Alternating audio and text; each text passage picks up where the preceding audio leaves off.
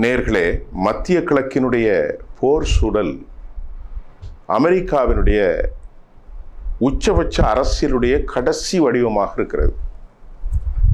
அது ரொம்ப முக்கியமாக நம்ம பேசணும். ஏன்னா நல்லா கவனித்துக் கொள்ளுங்கள். அமெரிக்க அதிபர் 19 நிமிடம் கடைசியாக அவர் பேசினார் நேற்று முன்தினம். அந்த 19 நிமிடம் பேச்சில் அவர் அமெரிக்கா போரில் வெற்றி பெற்று விட்டது என்று அவர் சொன்னார். ஆனால் அந்த 19 நிமிடம் பேச்சில் போரில் வெற்றி பெற்றது என்று சொன்னாலும் இராணுவத்தை நாங்கள் அழித்து விட்டோம், வான்படைகளை ஈரானிலே அழித்து விட்டோம், ஈரான் கடற்படை அழிக்கப்பட்டு விட்டது, ஈரான் தரைப்படை மற்றும் ஈரானுடைய மிசைல் டெக்னாலஜிஸ் ஏவுகலம் எல்லாமே அழித்து விட்டது என்று ஒரு பெரிய பொய்யை அமெரிக்க அதிபர் ஜமக்காலத்தில் வடிகட்டிய ஒரு பொய்யை அவர் வைத்தார்.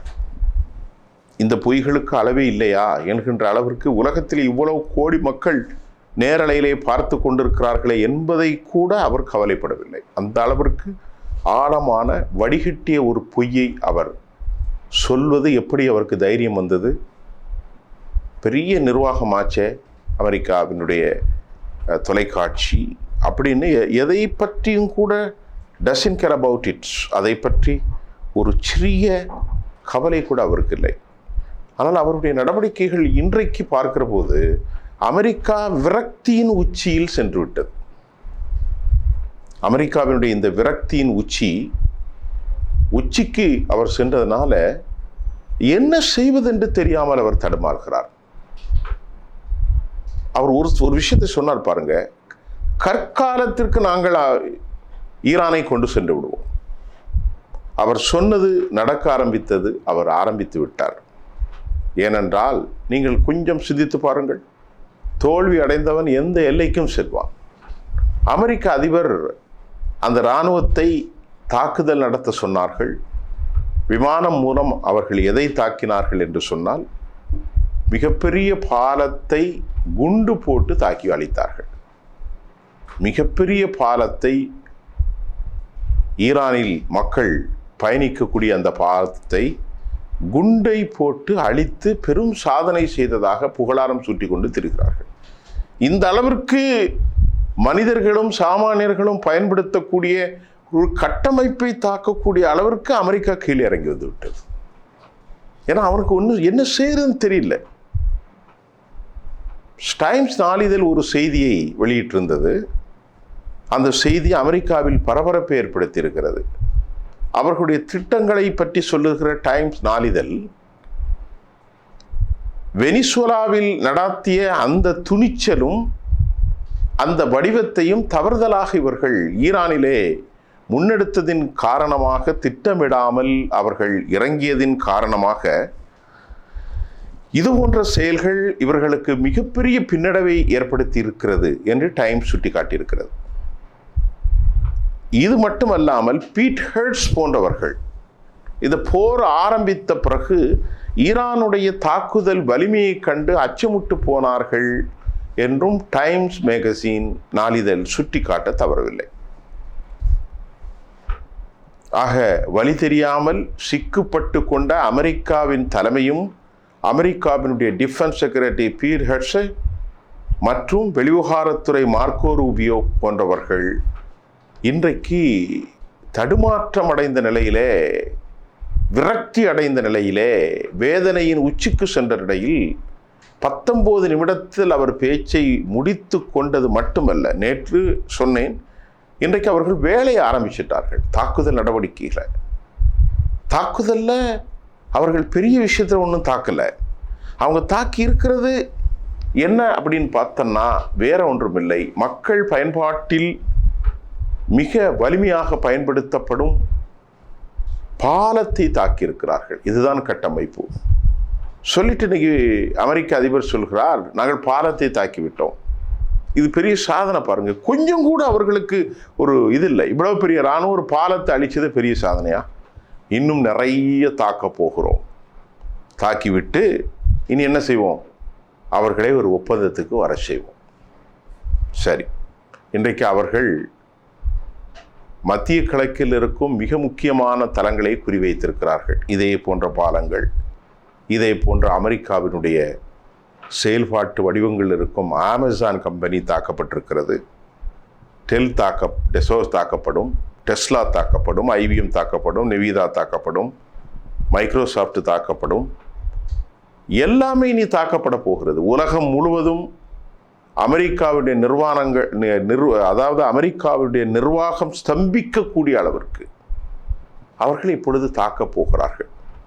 ஆகவேதான் நேற்றைக்கு ஒரு தெளிவான அறிக்கையை ஈரான் அறிவித்திருக்கிறது. அந்த அறிக்கையை நான் உங்களுக்கு இப்பொழுது ஆங்கிலத்தில் இருக்கிற அறிக்கையை நான் இப்பொழுது உங்களுக்கு தமிழிலே தருகிறேன், பாருங்கள். ஈரானுடைய அபிஷியல் தொலைக்காட்சியான ஹாத்தமன் அன்பியாவில் மத்திய தலைமையகத்தின் சார்பில் உலக மக்களுக்கு வழங்கப்பட்ட அந்த அறிக்கை செவ்வியில் எங்கள் இராணுவ ஆற்றல் மற்றும் ஆயுதங்கள் குறித்து அமெரிக்காவின் உளவு தகவல்கள் முழுமையற்றது, நாட் ஹோலிஸ்டிக், முழுமை பெறாதது.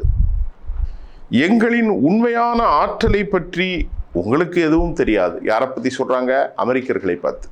எங்களுடைய உண்மையான ஆற்றலை பற்றி உங்களுக்கு தெரியாது. எங்களின் முக்கியமான ஏவுகணைகள் உற்பத்தியில் தளங்கள், நீண்ட தூர தாக்குதல் ட்ரோன்கள், நவீன வான் பாதுகாப்பு அமைப்புகள், மின்னணு போர் எலக்ட்ரானிக்ஸ் வார்ஃபர் மற்றும் சிறப்பு ஆயுதங்களை நீங்கள் அழித்து விட்டதாக ஒருபோதும் எண்ண வேண்டாம். யார் சொல்றா? ஹாத்தமுல் அன்பியா, ஐஆர்ஜிசியினுடைய மிக இணைப்பில் இருக்கக்கூடிய பெரிய படை. அத்தகைய அனுமானங்களை நீங்கள் சிக்கி உள்ள ஒரு சகதியை மேலும் ஆழமாக்கும், உங்களை சிக்கச் செய்யும். அந்த சேற்றிலே நீங்கள் சிக்கிக் கொள்வீர்கள். எங்களுடைய இராணுவ உற்பத்தி உங்களுக்கு தெரியாது. நீங்கள் அறிந்து கொள்ள முயன்றாலும் அதை ஒருபோதும் அறிந்து கொள்ள முடியாது. எங்களின் ஏவுகணை ட்ரோன்கள் மற்றும் ஆயுதத்தரங்களை அடைய நீங்கள் எண்ண வேண்டாம். அதை நீங்கள் கணிக்கவும் முடியாது. உங்களால் எதையும் சாதிக்க முடியாது அமெரிக்காவுக்கு சொல்லிட்டாங்க. எங்கள் கண்ணியமிக்க அன்பிற்குரிய முஸ்லீம் தேசத்துக்கு எதிராக நீங்கள் தொடங்கிய போருக்கு, யார்? அமெரிக்காவுக்கு நீங்கள் மிகப்பெரிய விலை கொடுக்க வேண்டியது வரும். எங்கள் மக்களெல்லாம் அநியாயமாக கொலை செஞ்சிட்டீங்க. நாங்கள் எந்த தவறும் செய்யாமல் எங்கள் மீது நீங்கள் இவ்வளவு பெரிய அநியாயத்தை கட்டவிழ்த்து விட்டீர்கள். உலகத்தையும் நாசமாக்கி இருக்கிறீர்கள். உலக பொருளாதாரத்தை கதிகலங்க வைத்திருக்கிறீர்கள். நீங்கள் நிரந்தர அவமானத்தையும் வருத்தத்தையும் தெரிவித்து சரணடைதலை சந்திக்கும் வரை நாங்கள் போரை நிறுத்தப் போவதில்லை. அப்படி என்றால் அவர்கள் ஒரு முடிவெடுத்து விட்டார்கள். இவன் என்னதான் சொன்னாலும் சரி, 100 பாலத்தை விட்டாலும் சரி. அப்பாஸ் அராக்சி சொல்லியிருக்கிறார் பிபிசியில். அதே போன்று கெட்டப்படும், அதே போன்று மறுஉருவாக்கப்படும். பாலங்களை உடைப்பதாலோ கட்டடங்களை உடைப்பதாலோ எங்களுடைய வலிமையை நீங்கள் குறைத்து விட முடியாது.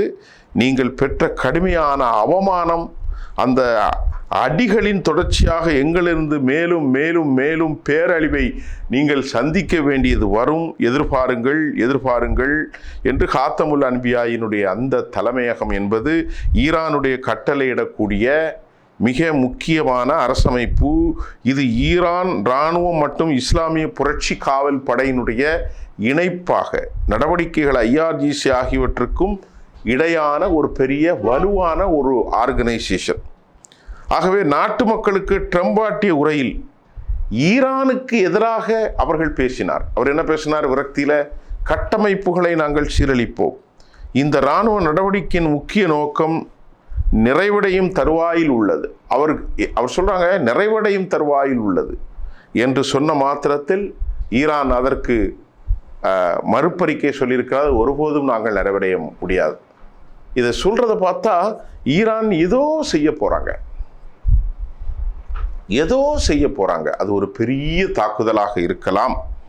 அத்துடன் பரந்த அளவிலான இராணுவ கட்டமைப்பு கடுமையாக பலவீனப்படுத்தப்பட்டுள்ளது என்று அவர்கள் சொன்னாலும், இவர்கள் பஹ்ரைன் நாட்டில் இருக்கும் அமேசானை அவர்கள் தாக்கியிருப்பதின் மூலம் இந்த நிறுவனம் அமேசான் வெப் சர்வீஸ் அமைப்பினுடைய கிளவுட் கம்ப்யூட்டிங் ரொம்ப முக்கியமாக பார்த்துருங்க.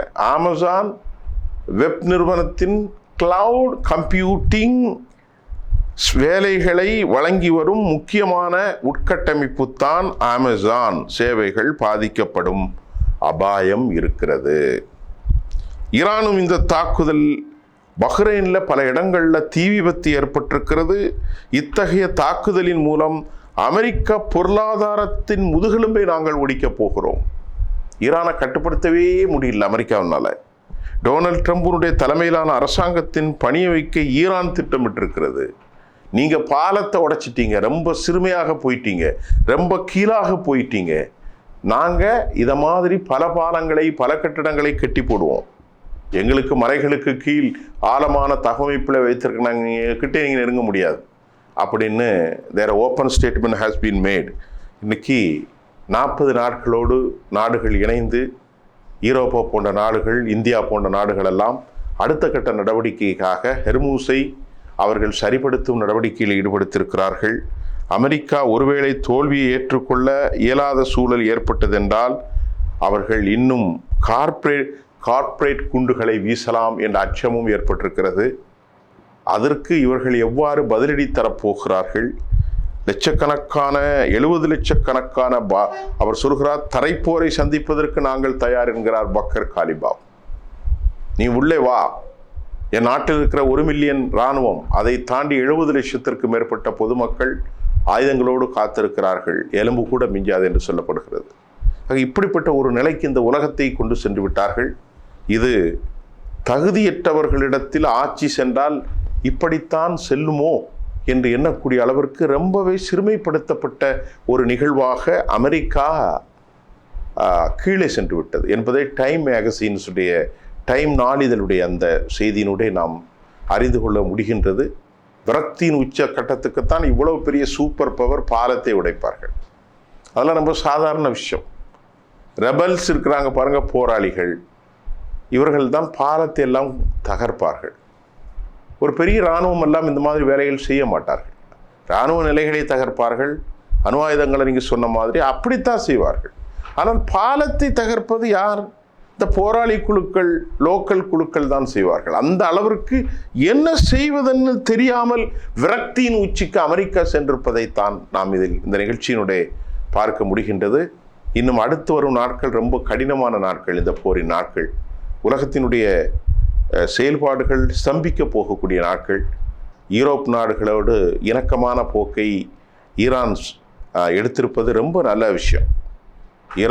யூரோப்பு நாடுகள் மட்டுமல்ல, சீனா, ரஷ்யா, இந்தியா போன்ற நாடுகள் எல்லாம் இணைந்து ஒரு சமாதானத்தை ஏற்படுத்தி அமெரிக்காவையும் இஸ்ரேலையும் தனித்து விட்டால் அது உலகத்திற்கே சிறந்த ஒரு சேவையாக இருக்கும்.